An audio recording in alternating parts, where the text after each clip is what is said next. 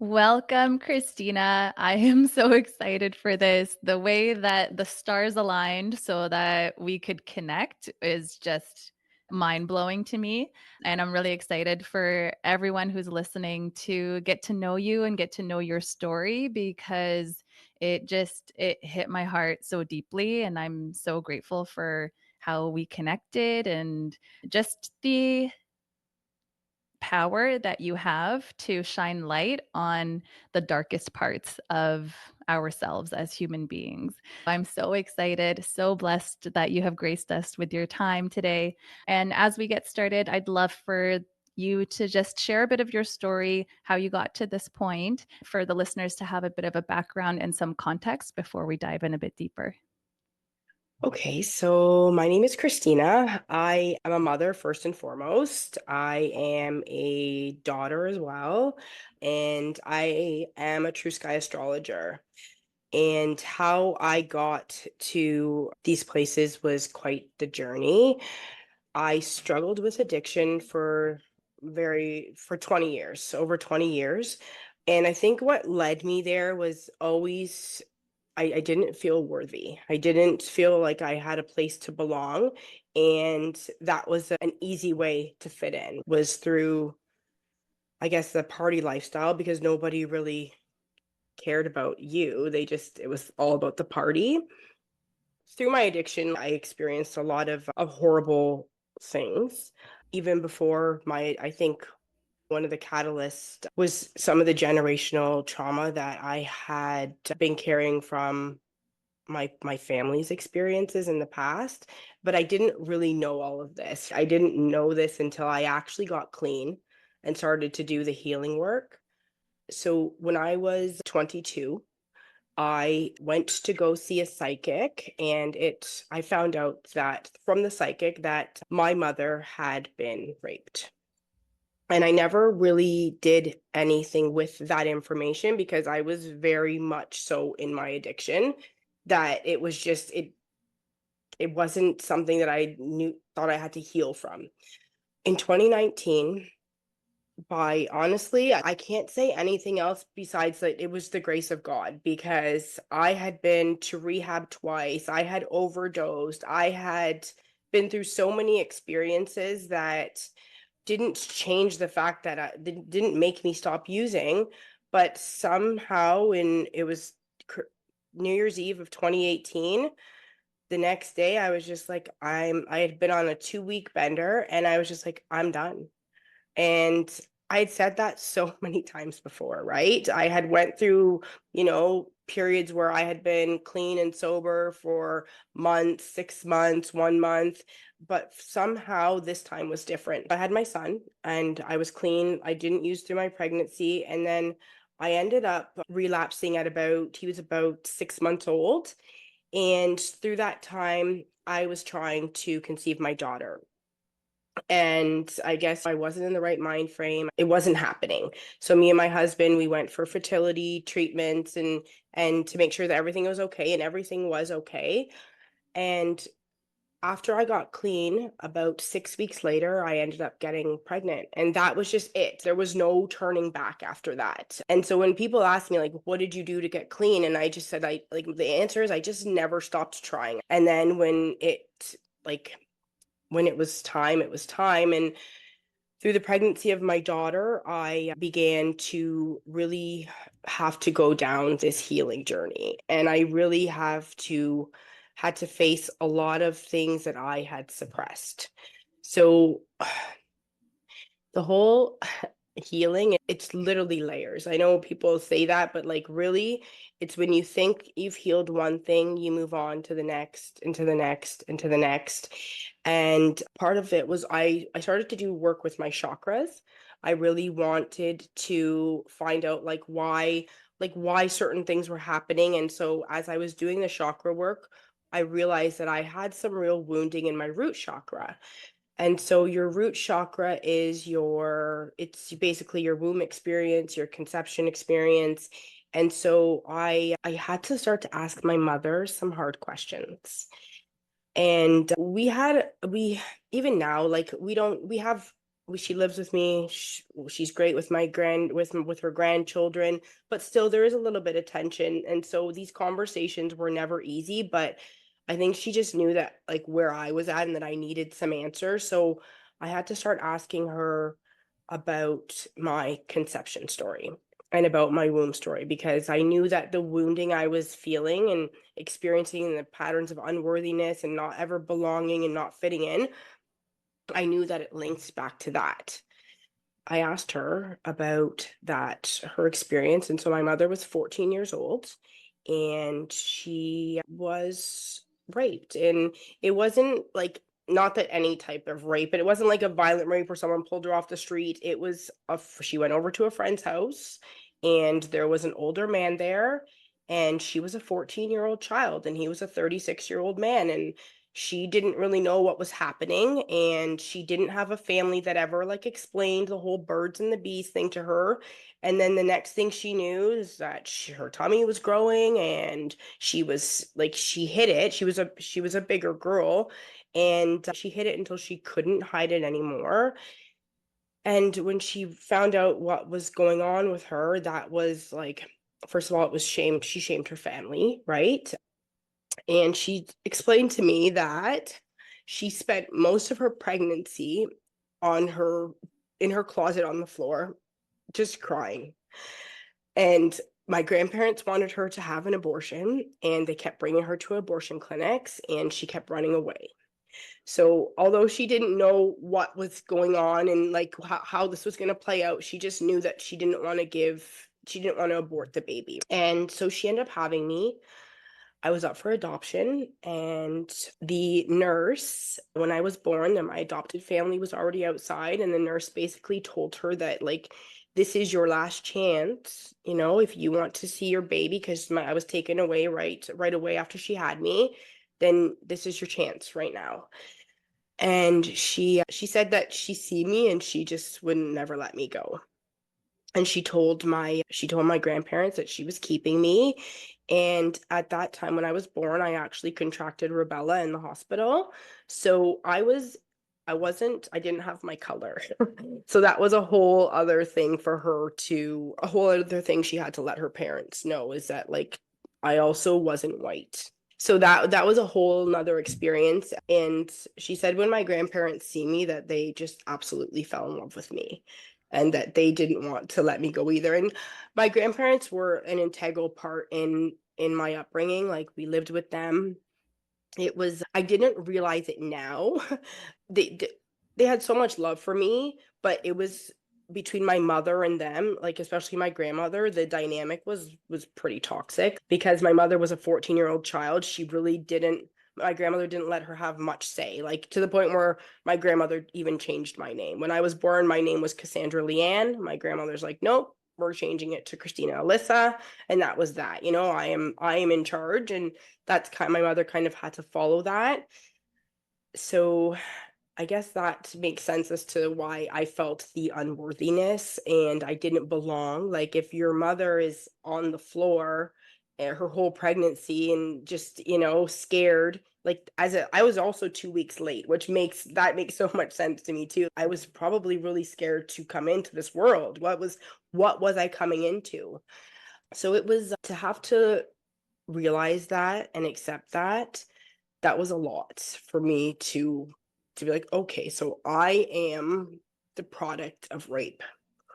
It made a lot of sense. A lot of things just started to make sense. Why I wanted so bad to fit in, why I felt like I never could fit in anywhere.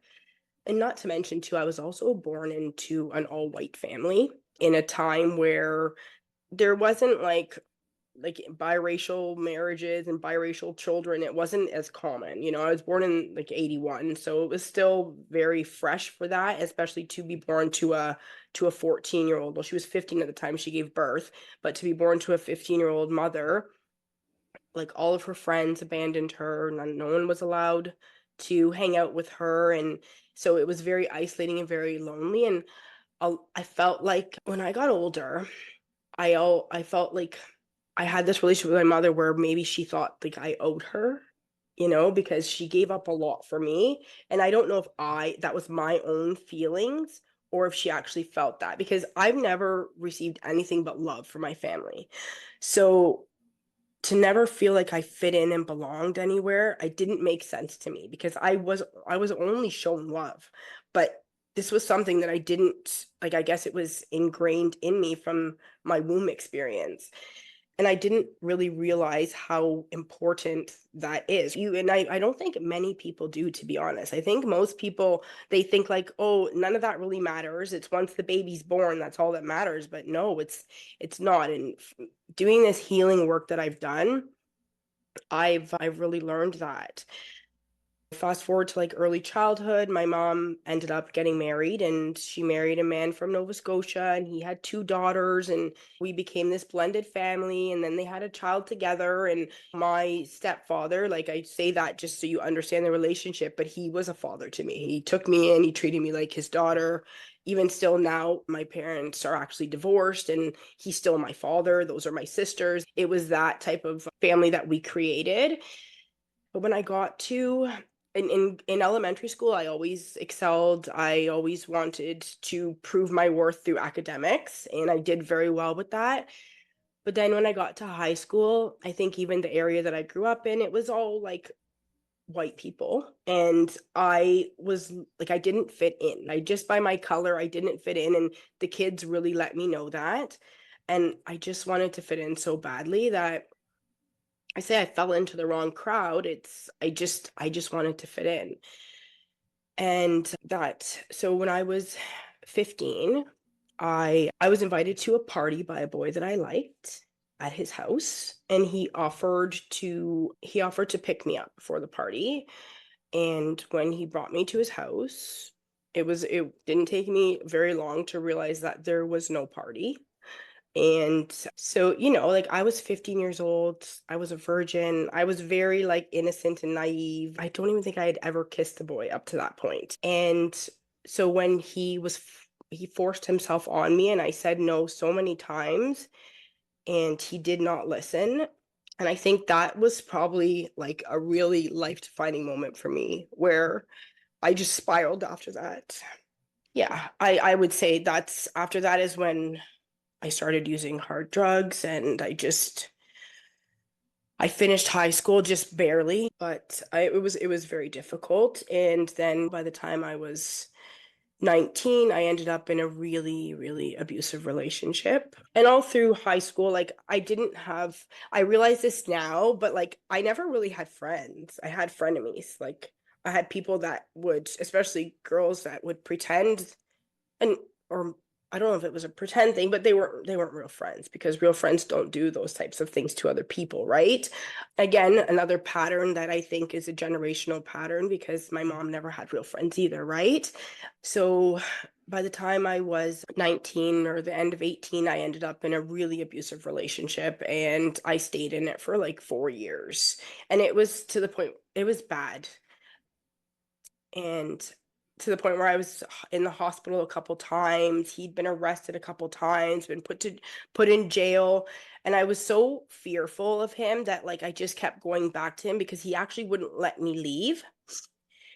And then he ended up getting put in jail for something unrelated to me. And I realized like that was like a good time to get away from him. And so I actually moved with my parents to Bolton, because every time I would break up with him and I lived with my grandparents, he would just show up. And it was just by that time my grandfather had passed away, and he would always threaten to hurt my grandmother. And it was just me and her living there. And so I was afraid of him. So I would always go back to him.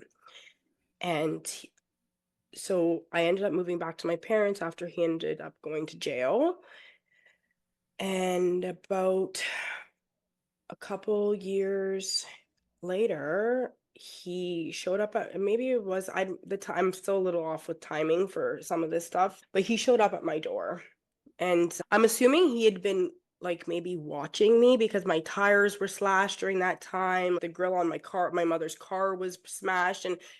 But he must have known my family's schedule, because he came right after everybody left. I had two little sisters who were in high school, and then my parents worked. So I was just getting ready to go to work, and I got a knock on the door, and it was him. And he asked me for a drive to his brother's work. Apparently his brother lived like, or his brother worked around where I lived, and he worked like not too far. And so I'm like, okay, like I have to go to work. And I was trying to get rid of him, and he pulled a knife and he forced himself into my house and said, like, you're coming with me and we're gonna go quietly. And he ended up kidnapping me for 3 days. And honestly, I didn't think I was getting out of that one. He got high the whole time, which just made him like, he didn't have any life left in his eyes. It was, and the whole time he was sexually assaulting me, he was getting higher and higher until he was beating me, until the point where I think he realized what he had done and was like, nobody, like, you can't go back home. Nobody can ever see you. And so I had a car that had tinted windows, and I remember like we were at some dive like hotel in Scarborough, and I remember him making me get into the car. And I remember driving past so many police officers and not being able to do anything because he was there right with me, and he was saying we were driving up north. We had to stop and get gas, and he made me take off my clothes, and while he ran in to get gas, and he forgot the keys to the car. And I actually worked not too far from where we were, and I just took that opportunity and I went straight to my work. And as soon as I walked in, they called the police. I was literally there in my bra and underwears, and he was arrested within minutes. And I remember the police telling me they'd never seen anyone alive the way that I looked. And I had to testify against him. I had to do the whole court thing. And then I turned really hard to drugs after that again. And he actually ended up killing himself in 2007. And by that time I was still using, and I actually started using like OxyContin, which was, I don't even know how I got into that. Again, it was I don't even, some stuff just starts to blur, right? When you get that far into your addiction. But luckily, I did have another boyfriend in between meeting my husband, who was, again, he was into drugs really, really bad, to the point where like I had to like call his parents and say, like, you've got to bring your son to rehab because I need to clean up my life. And I moved back in with my parents. And in 2007, I met my husband. He obviously was my boyfriend at the time, but, and if it wasn't for him, like, I probably would not have made it, because he literally saved my life. I'm surprised he stayed for so long, because it really did. It took me, we've been together for 18 years and I've been clean for 6. So for 12 years, he, put up with that, and we ended up getting married. And one thing that's always, like, I've always been able to be very functionable when I wanted to be. So I was able to hold a job, and I held like high positions where I was always paid very well, but I would always slip back into my addiction. Like, it would always be there and, I guess, haunting me. And I ended up going to rehab a couple times to try to get clean. And it worked for a while until it didn't. I did the whole AA and NA programs. And then I overdosed one time, and like, I don't even know how my husband found me, but he just said that I didn't come home one night, and he woke up and he realized that I still wasn't home yet. And he started, I guess, he said he was guided to just take a certain route to go and look for me. And I guess I had pulled over because I was driving, right? So reckless. But I guess I'd pulled over because I started to doze off, and I didn't realize this, but I was overdosing. And he said, like, he just, out of the glimpse of his eye, he just seen his car, because I was driving his car. And he looked, and when he got there, I'd locked myself in the car. And so he had to smash a window, and he realized that like I was overdosing, and he called the ambulance. And but if it wasn't for him, I wouldn't, like something woke him up in the middle of the night and brought him to me. And I'm so grateful for that because, I wouldn't be here. And you think that would be enough to get me clean, and it didn't. I did relapse after that. And then I became like a weekend warrior. So I would go to work all week, and then all weekend I would party. And his family has a restaurant, so he was busy doing his thing, and I would keep it a secret. Although I don't think it was ever a secret, although I thought I was hiding it very well. I'm sure everybody else could see what was going on, but I thought I was hiding it, and he never really confronted me about it. And then, we decided we wanted to have my son, and that was a decision. Like, it wasn't, I'm like, no, we're gonna have a baby. He's like, we wanted to get engaged first, and so we did that. And I I didn't use during my pregnancy because, like, as soon as I found I was pregnant, I was just like, not even, it wasn't even in my, like, to think about that. I know, like, some women they do, and but for me it was just never, that was never going to happen. And I had my son. And one of the things I never mentioned is, so my aunt is a psychic medium. So I've always had that kind of like spiritual aspect and like brought into my life. And whenever I did go through periods of sobriety, I would always turn to spirituality. I would turn to yoga. I would go to her for Reiki. She would help me through it. I've seen different types of like Kundalini masters, like, and so I guess that is kind of where I would always gravitate to during periods of sobriety. So after my son was born, that's the kind of route that I went, and I was doing meditation and doing intuitive learning classes. And I think, like, I got really scared because I started to be able to connect to a higher power that was getting like downloads, and I just started to have different types of remembrances, and I got really scared. And when my son was about 6 months old, I relapsed. And I think it was literally because I was afraid of tapping into this part of myself that I'd probably known about since childhood, but I was just, you get older, and when it's not encouraged by your parents, or when there's a lot of trauma going on, like, I didn't know if it was real or not back then. So I didn't, when I started to connect to it as an adult, it really scared me. So my son was, so that went on for a couple years. And again, it was like, I would never like get high in front of my kids, or I would never like do that kind, like, it would always be once I put my child to bed, or you know what I mean? And like, I would never allow that to be seen, but it was very much a part of my life. I was still able to hold a job and do all the mom stuff and whatnot. And then, yeah, like I said, it was 2018, and I had been trying to have my daughter. Like, we got married in 2017, a year after my son was born, 1 year and 1 month after he was born. And we were trying to have a baby, and I had two miscarriages. Meanwhile, the whole time I was using, right? My body wasn't ready to have another baby, and I don't think spiritually I was ready, or like, that was, obviously there's always a bigger plan, right? So 2018, I was working at what I thought was my dream job. I wanted to, after I was actually in school too, to become like a construction project manager, and I got this job at a construction company, and I loved it. I loved that job. And then, yeah, 2018, we were on Christmas break from work, and I went on like a 2 week bender. It was just so out of character for myself.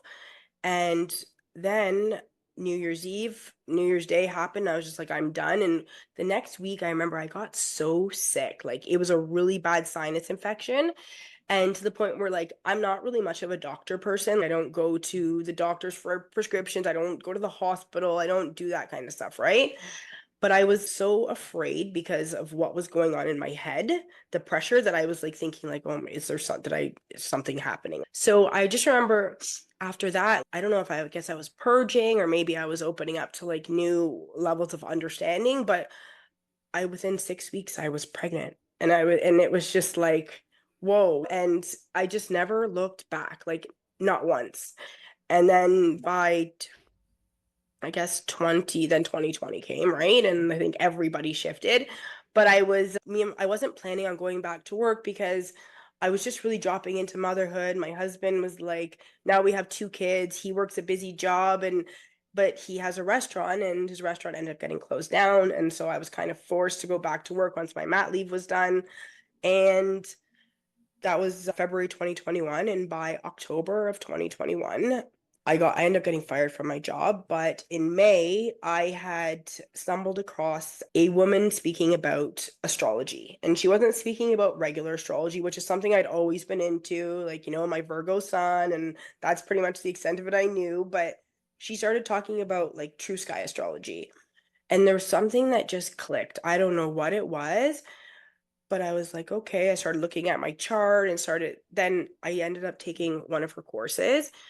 And it was like this understanding and knowledge just started to just pour into my being.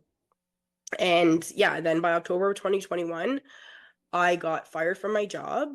And that was on the 15th of October. And on the 29th of October, like every single friendship I had to let go of, because I just realized that these people aren't my friends, that these relationships were trauma bonds. And it was really difficult because I was very alone and I was afraid of being alone. But at the same time, I knew for my daughter that I never wanted her to ever feel the way that I felt a lot of times, and that I had to change everything. And there's almost this guilt too, because I didn't make those changes for my son, right? So here I'm dealing with this guilt because what's causing me to do this for her, but I wasn't able to do it for him.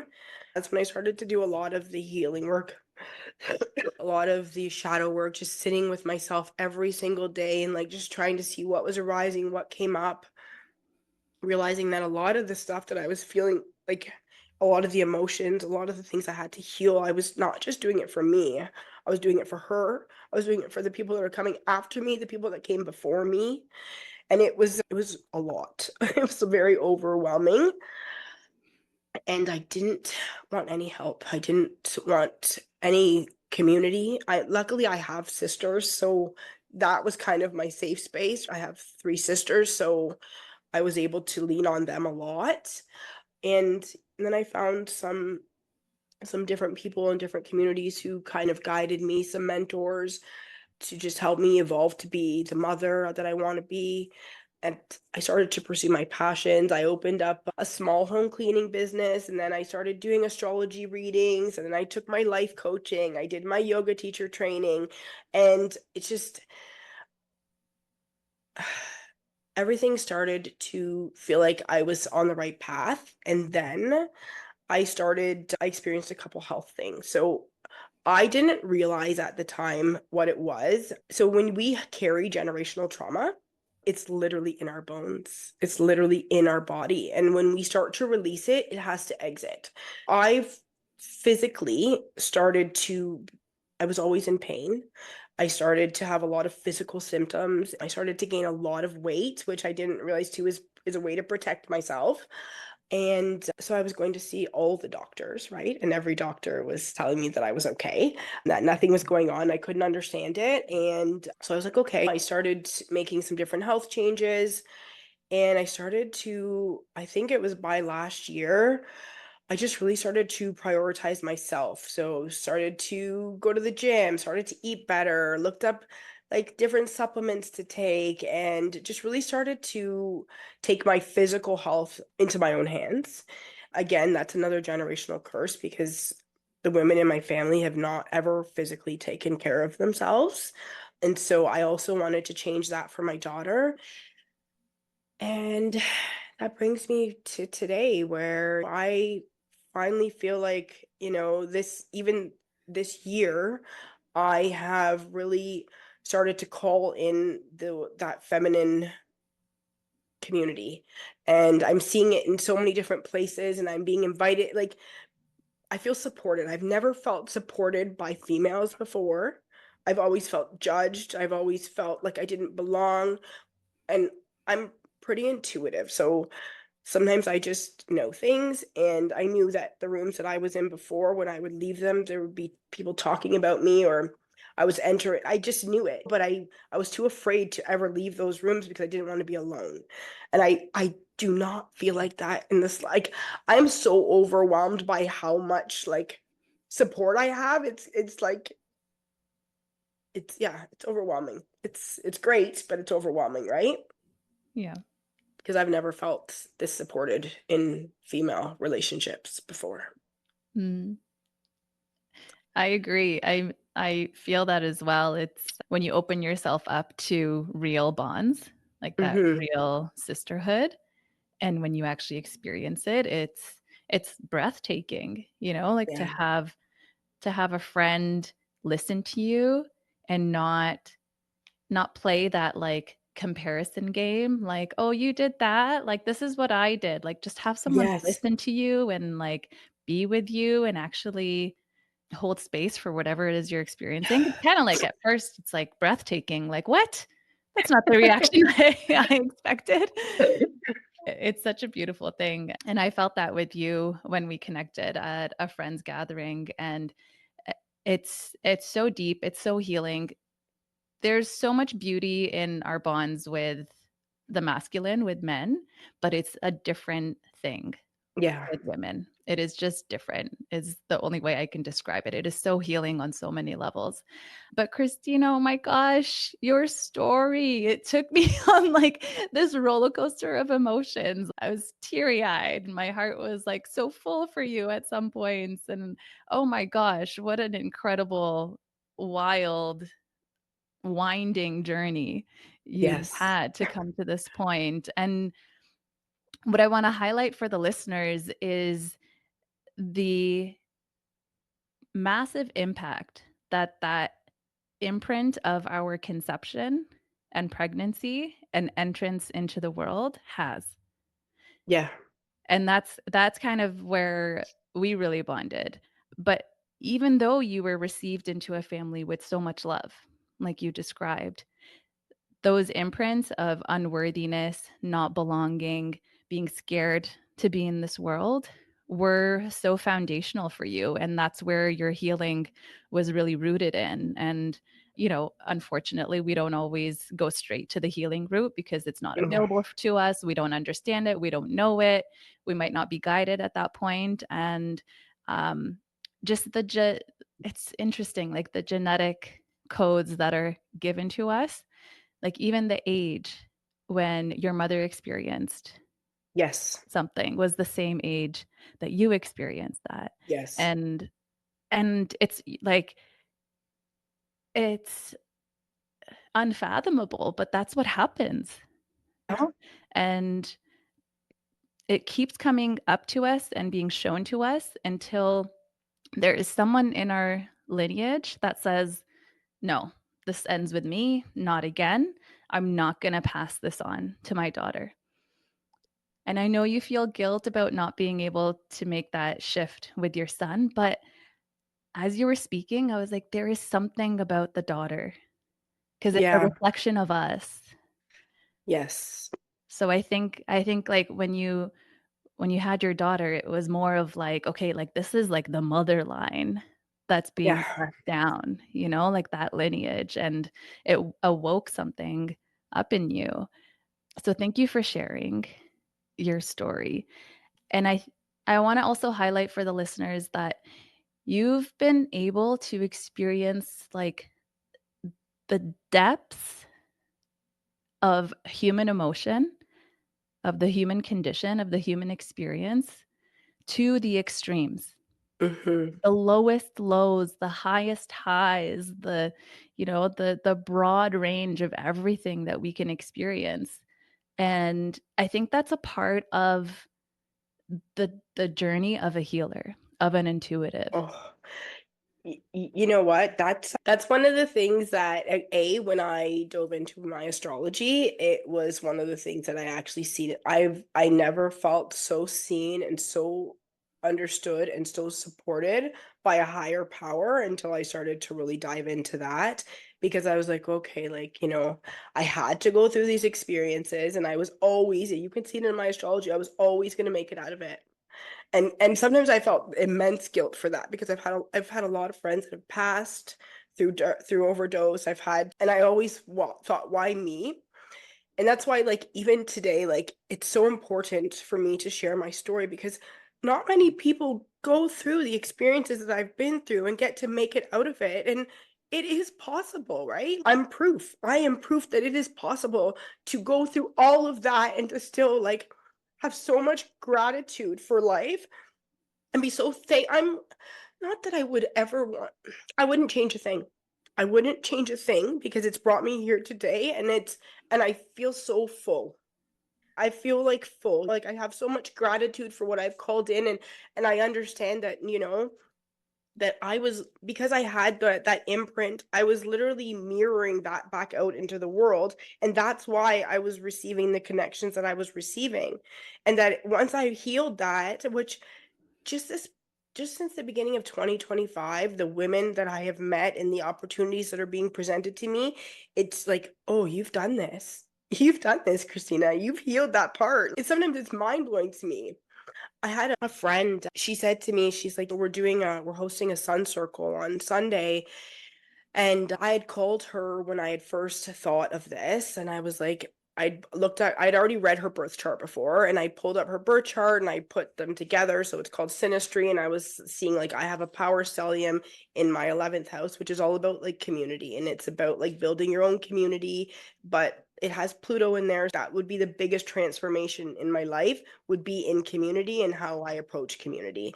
And so she has her north node aligned with that stellium. So I was like, oh, she's the perfect fit for this because her destiny is aligned with that stellium for me, right? Anyway, so I called her up, and I was really hesitant because it was a vulnerable position to ask somebody to collaborate with me and, like to be my friend, kind of thing, right? And she's like, I knew you were going to call me.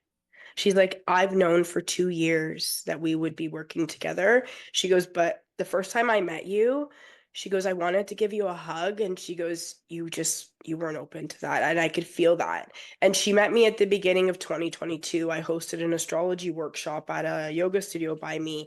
And she's right. If she had have tried to hug me, I would have flinched so fast. And she's like, but I knew you had to reach out to me. And I knew that you had some issues with like female friends, or there was some stuff going on, because I could just tell in your energy that you weren't open. And she said, and like your energy has changed so much since then. And she's like, it's just beautiful to see. And I am like, I feel that. I really feel that. It's Yeah. nice. It is so nice when someone can be sensitive to how your experience is going and not kind of impose Yes. themselves in a way for whatever like they might desire. Like I'm sure you said she wanted to give you a hug and she respected that it just wasn't the thing for you at Yeah. that time. But we had a beautiful hug when we Yes. hung Oh, out. I'm open to Yes. hug. Yes. Now I'm, like I said, now give me all the hugs. I am a different person now. And it's Yeah. because I've literally I sometimes when like in 2021, I'm like, why? Why is everything falling apart? People that I considered my best friends, like, weren't. That was a hard one. And I was pushed into like isolation. That's what it was. And I didn't realize at the time, you don't realize at the time that that's really a gift, like Mhm. to be able to sit there with yourself and to to be alone is actually opening you up to so much more. My life wasn't falling apart, it was falling together, and I just didn't realize it. It hasn't been easy, and like the last few years were some of the toughest years of my life, regardless of everything I'd went through before. And I'm sure the last few years were tough because I actually had to go back and process a lot of those things. Even that night at 15 years old, I never I told one person, and that was it. And that was the end of it. I never went to the police. I never told my parents. I may have mentioned it to my mom in an argument, like in that type, but I had to go back and revisit and sit with all of those pieces of self that I buried. So that was difficult, right? Even so, when I was 10 years old, my biological father passed away. And at that time I didn't know what the dynamic between him. I just knew that he had passed away, and my mother kept that from me, and somebody else told me, and I was so upset with her, and not realizing when I was so upset with my mom for so long because she wouldn't tell me anything. And I was just like, why? And and I get it now, right? Like how hard that must be. I don't know if she's ever going to do the work she needs to do to heal from those things. And that's why it's more important for me to do the work, because me healing also helps to heal parts of her, I believe, right? So, Mhm. yeah. I think you're right, like, it's not linear, it's not only for your daughter. Mhm. It's it's for the women who came before you as well. Yes. It definitely opens something up, and all we can do is what we're doing. We can't control anyone else around us. No. You're just blessed with being blessed and cursed with being a cycle breaker. Yeah. And the first phase of that is going through so many of the things that you went through, like the intense darkness and those intense experiences, in order for you to now bring in and be open to all of that light and your power, which you're not scared of anymore, it sounds like. No. But it's pretty wild. What I really want for the listeners to take from this is the power of this these codes that are given to us, and Mm. how so much of our life is dictated by that.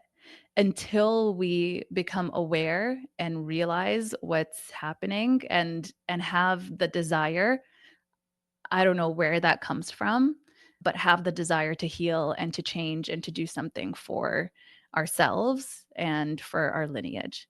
I'm very Yes. curious about what makes someone want to heal, because like it's not rehab. It's not everyone in No. your life wanting you to change.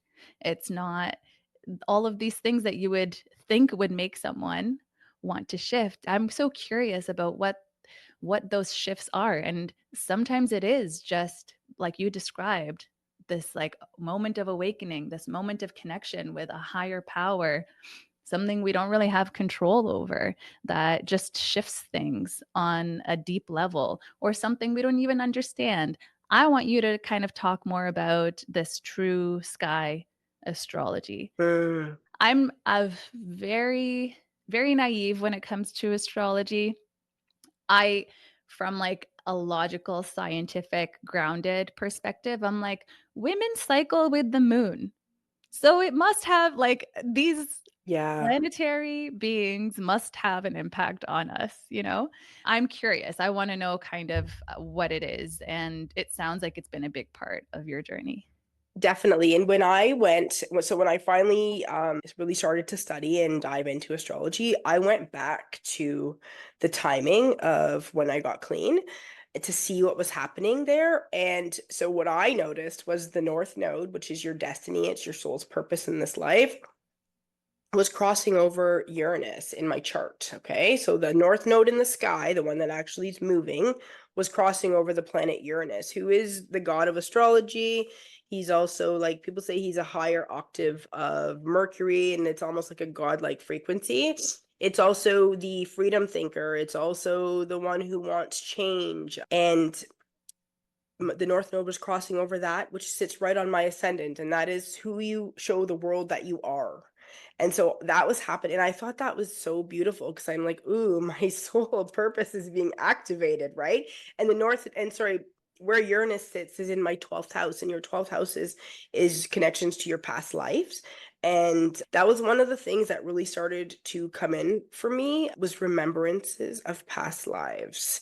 When I started to, I think, like, obviously I hit a lot of stuff, I think, with my addiction, like you're just in a drug induced state, and you can't, how do you connect, right? So when I really started to get clean, I started to have remembrance of past lives, and I've always held some type of power within, right? And I think I just started to really connect to that, and then looking at my own astrology and diving into the astrology of my children and how we all connect. So basically what True Sky is, okay, so we have our tropical chart, and that is what everybody is familiar with. So, if you, for me, in my tropical chart, I'm a Virgo sun. I am born August 28th, right? Most people really don't know much past their sun sign, but your sun sign is like your quest in this life. You may not ever reach that quest, right? But it's what you're here to embody. Now, so the tropical chart, the way that I view it, and some other people may not see this, it is a karmic loop. The tropical chart basically astrology used to align with what was happening in the sky. And a few thousand years ago, a bunch of men decided to get together and they decided to create an ephemeris. So this was a document or whatever they used back then to basically predict where all the planets were going to be at certain times. And they decided to, instead of using the actual sizes of the constellation, they decided to put it into an even wheel at 30 degrees for each section of the pie. And, and that's how they created it. And it's a man-made astrology. And I also believe that right now the patriarchy is falling. So the man-made astrology is going to fall with it. So that holds your karma. We are always looping in that.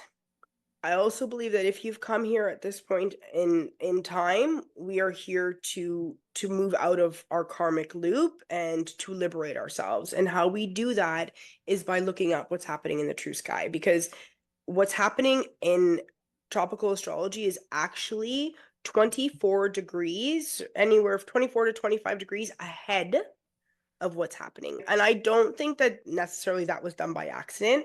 I believe it's also to kind of distort the true fields of what's possible. Mm. I believe that once we go through our karmic charts and we do the work to liberate ourselves from those karmic patterns, to break those generational curses, to just become aware of these things, then we can start to step into what's truly happening in the actual sky. It's definitely been work. I can see what I've embodied and what I haven't. So I was a Virgo sun. In the true sky, I am actually a Leo. And, the Virgo is very happy to sit in the background. Like I said, like I used to love my job, and my job was it was an assistant. I was to do the work, to be of service, very Virgo, right? Now it's like, I remember like thinking to myself, like, how do I hate this job so much? Because before, Matt, like I used to love it, but it was just something had changed in me.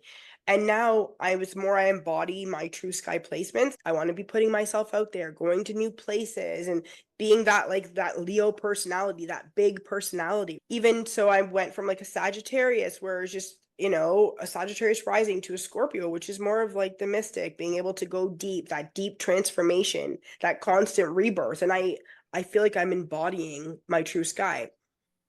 Also, what's going to happen is the further we move into our ascension, I think it's naturally going to happen that people are going to see that, we need to actually be looking up for the guidance because the energy is very different. And I also believe that there's people that know this. I think that people know when I say people, it's like the powers that be. They understand what tropical astrology is. It's keeping us looping in a karmic pattern. It's keeping us replaying these things over and over and over again. And we can make the choice to step out of that. Even I think the children that are coming in are automatically going to align more with their true sky placements. Yeah, it's a process of liberation. That's what I do with people. I walk them through, I show them both charts, and I say, this is what we're doing. This is who you are as far as your karma. This is the patterns that you've been brought into, and this is what's possible should you want to do the work. And that's true sky astrology. Oh, that's so interesting. Like true sky, what's actually happening In the in the sky, yeah. sky. Well, because if you go and you like if you listen to, Instagram, YouTube videos, and the moon is in this constellation, and right, we have a new moon in or a full moon in, and then you go out and you take your sky app and you point it up to the sky, you will see that why does it say the moon is here? Because usually it's in the sign before it for the most part, depending on which degree, right?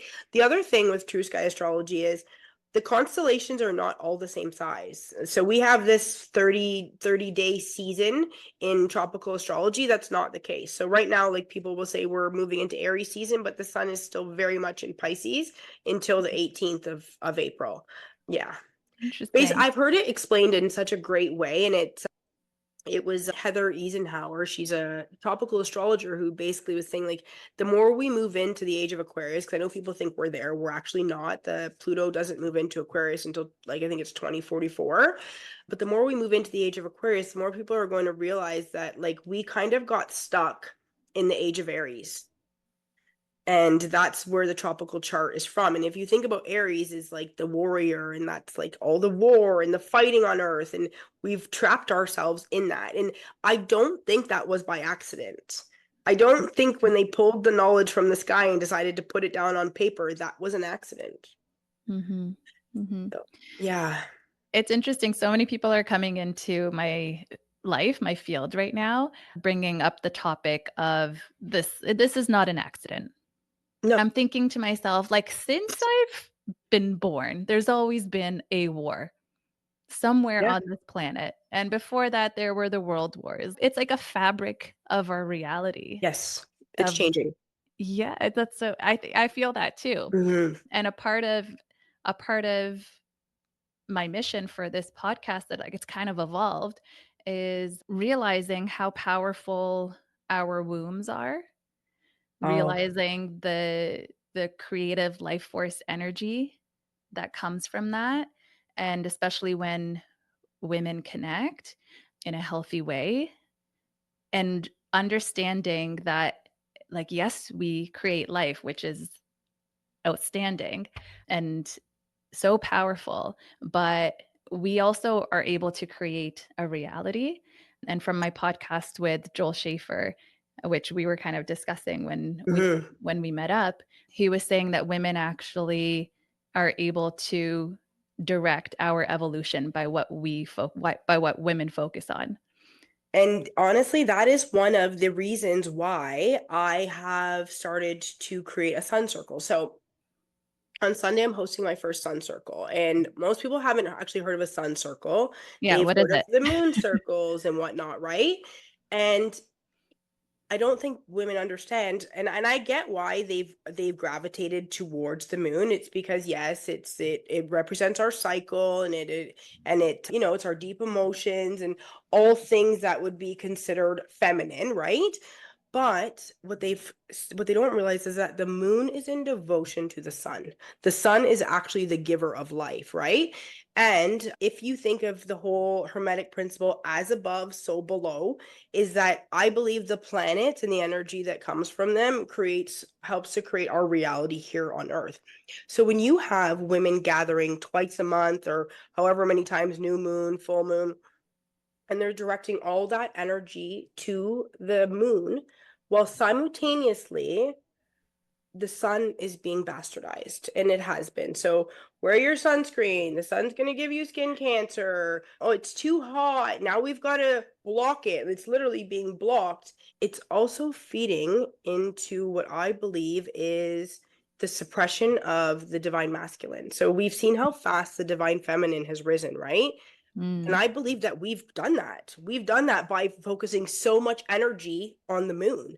At the same time, we have the whole idea of this feminist movement has become pretty toxic when it wasn't ever meant to be that way. But I really believe that it's the energy being emanated, and it's not in devote we have to restore the balance is what I so I've created a sun circle because I believe that we have to restore that balance, and we have to give that same devotion that we're giving to the moon.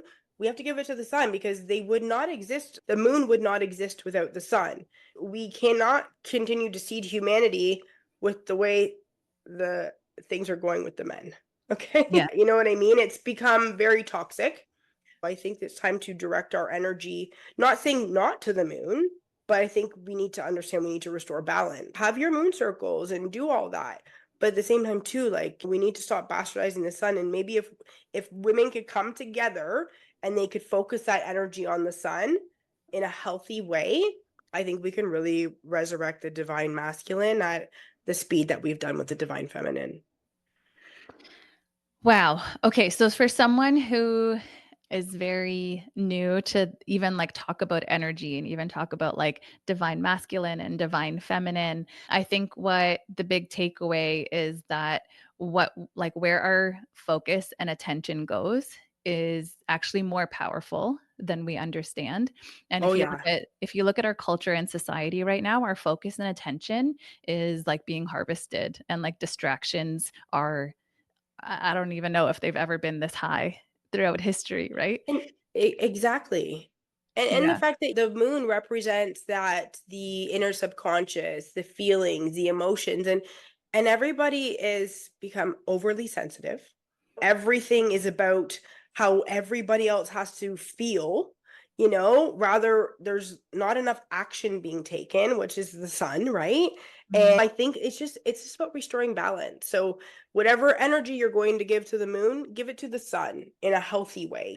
Yeah. And I feel like that is a honestly, I feel like I'm following breadcrumbs because I don't know the full picture, but I was told to create it.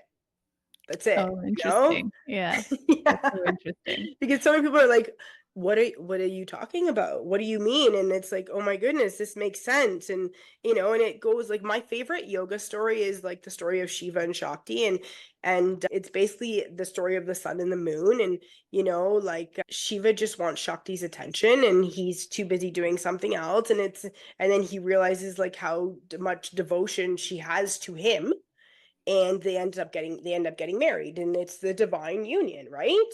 Mm. And that's what we need to restore. We need to Yeah. help the divine masculine rise, and I believe it's literally through the planets. Mm. I Hmm. agree. I didn't come to the conclusion that it's through the planets, but we are the cosmos. Yes. And when you word it like that, it makes more sense. But I agree. It's like the rise of the divine feminine involves like the support and the rise of the divine masculine, Yes.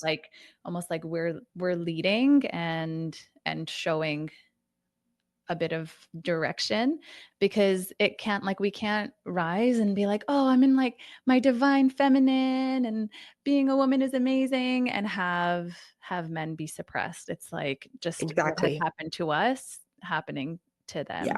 And It's you know what? I have a son, right? So it's for me, it's like, I've got to see this go differently. And like, even if yeah. it's just for him, I've got to see it go differently.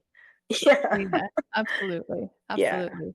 I do wanna highlight a couple of things. I really liked that you were talking about the chart for your kids, and Hmm. I had never really thought about getting any type of reading for my kids, and I think that's helpful for the mothers who are listening, because you mentioned that it just helps you to understand your child a little bit more, and you can work Yeah. with them a little bit more. So, I'd love for you to elaborate on that for anyone who's curious, who might even be struggling with their dynamic with their children, not really sure how to properly navigate that relationship, not really sure how to care for them properly, and might be misunderstanding what's going on. Yeah, so when I look at children's charts, obviously it's not the same way that I look at an adult's chart. I don't talk about like soul contracts or any of the stuff that's like not the nicest stuff, because I don't like to like spell people, first of all, and I Mhm. don't but what I do with a child's chart is, there's certain areas each planet represents. For instance, Mercury is your communication, it represents your school. Uranus represents where the area in which your child will rebel.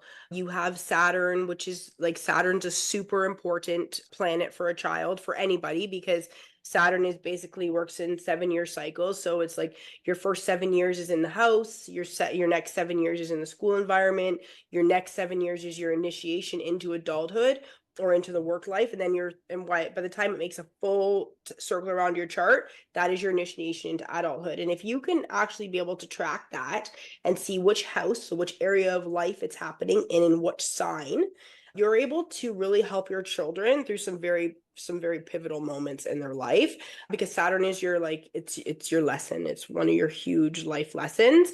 And by the time you're 30 years old, if you kind of know when your Saturn return comes, it can be very uncomfortable for some people, especially if you don't know what the lesson is in it. So those are certain ways. Even like Venus, it's like where you're going to excel in relationships, what your love language is, how you need to be talked to. Like these things are very important, because especially like for my son, he's got a very big personality, and he does not have any desire to listen to authority. Since he was a little child, he's always told me he's an old man, and that like he's an adult. He always tells me he's older than me.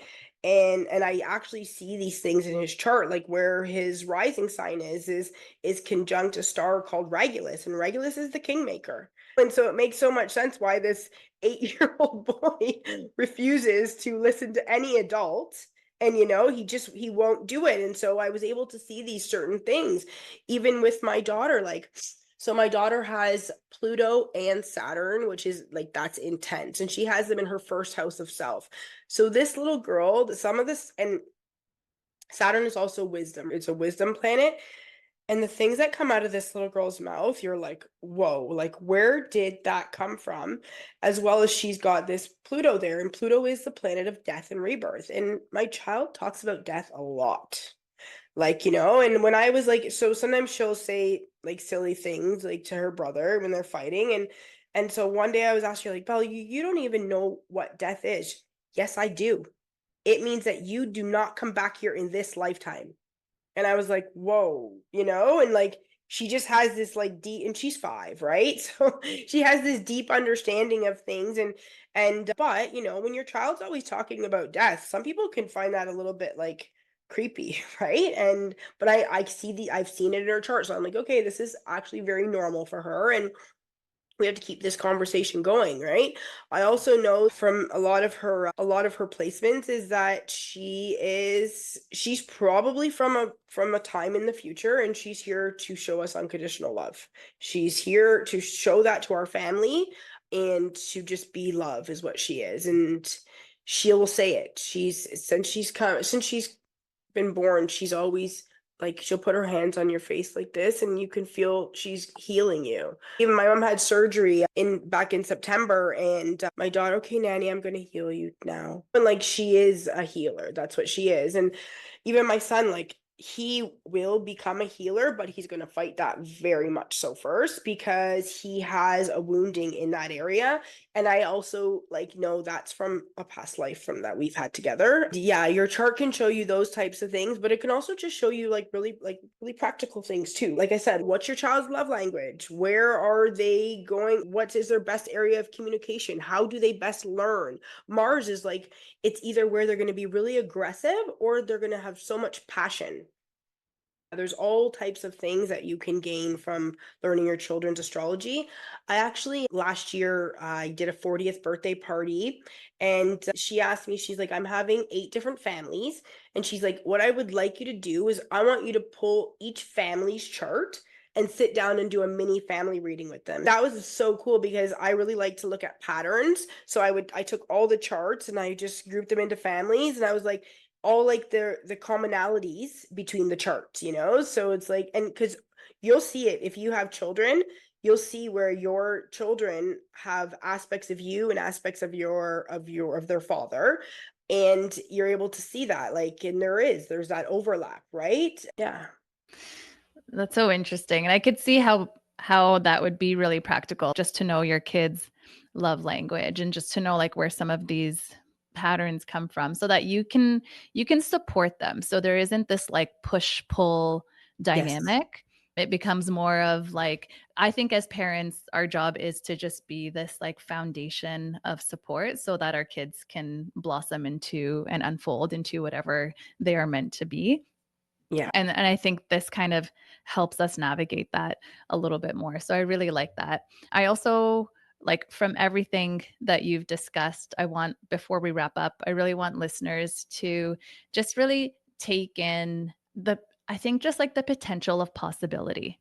Like from your Yes. story, it highlights so much the potential of possibility, like going from your incredible journey, the highs and the lows, and turning that into such a power that you can offer and support to other people. I think that's like where a big transformation happens. That's like the alchemy of this Mhm. life, right? Is like taking all of that darkness and turning it into like your unique light, like your unique signature that you're able to offer to other people then out in this world. And that potential can often like the potential is locked in the conception.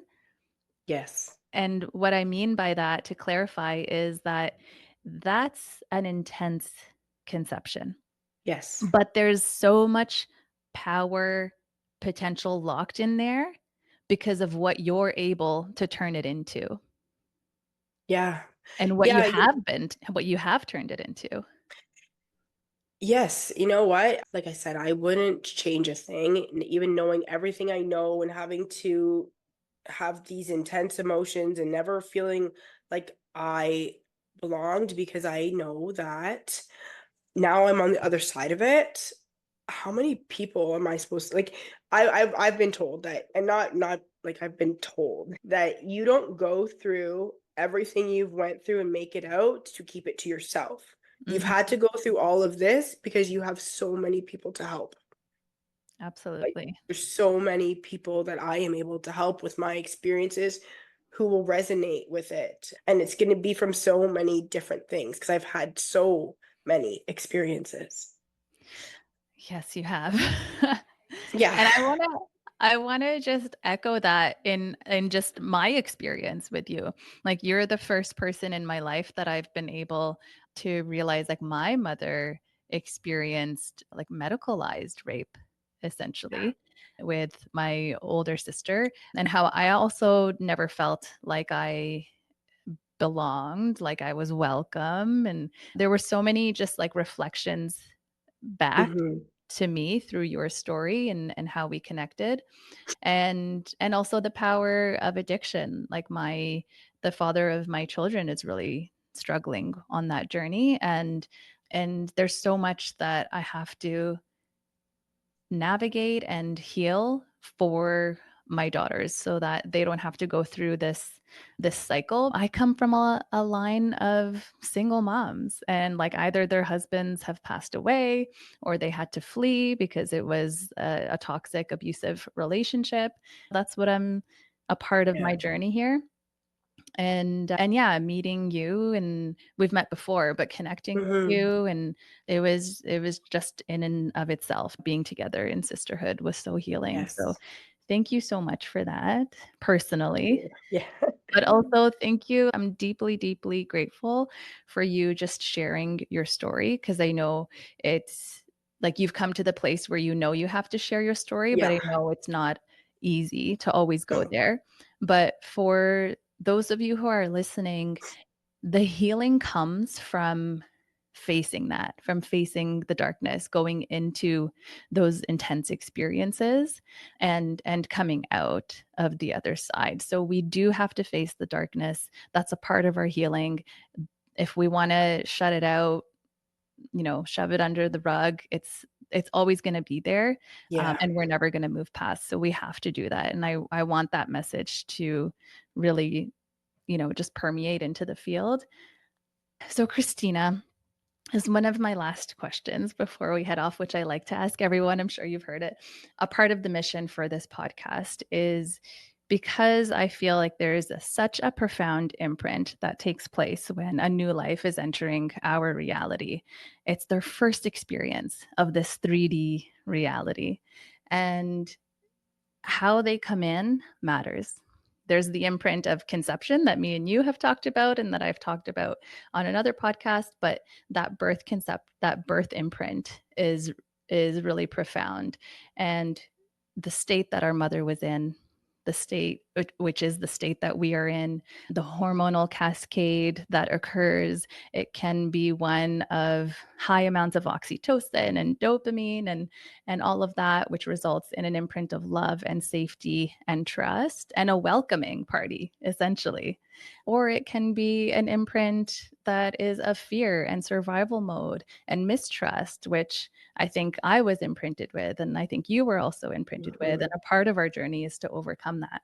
But with that being said, I'm hoping that a lot of the information that we give on this podcast allows families to prepare in a certain way so that we can imprint the next generation with love and with safety and with trust. Because when that happens on a mass scale, we're going to be looking at a very different world Yes. than we are right now. So, with that being said, what would you like to imprint onto the ears of the listeners? It's a lot of women preparing for birth, it's a lot of new families, it's a lot of women in the postpartum period, and even women who want to birth something beautiful into the world, a creative endeavor, a business, what would you like to imprint onto those ears? Well, I first of all think that it's super important to know your own astrology. I think that you can go to, there's so many free sites out there where you just type in your birthday, your time, and your place of birth. Even if you don't have your time, it's okay. Just punch in 12 p.m. and it'll give you a chart, and get to know that chart, because it is going to give you so many clues of some of the work that you will need to do to heal in this lifetime. And then once you've done that, then you need to look at your true sky, because then you'll be able to see what's truly possible for your life. And I think that is, like, honestly, it's literally God left you a map. He did. He really, like, or whatever. It doesn't have to be God, whatever you choose to believe in, the universe, spirit. But we literally have a map, because we are stardust, right? We are stardust incarnated, and that there's a map there for you to follow, and it will literally lead you right from conception all the way to death, essentially. But it's there. We just don't know it because it's been commercialized. It's really deep, and there's so much to learn. Mm. And I think it's so important. I think the future, I believe the future is children are just going to know their astrology. Parents are going to. I think in schools, in New Earth schools, I think like your human design and your astrology are going to be very much a part of everyday learning.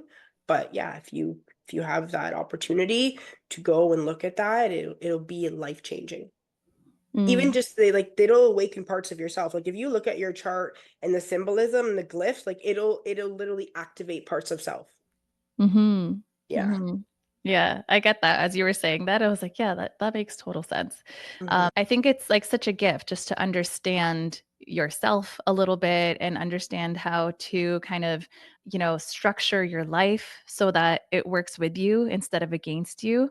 Yes. I think that's such a gift to give to yourself and to your children.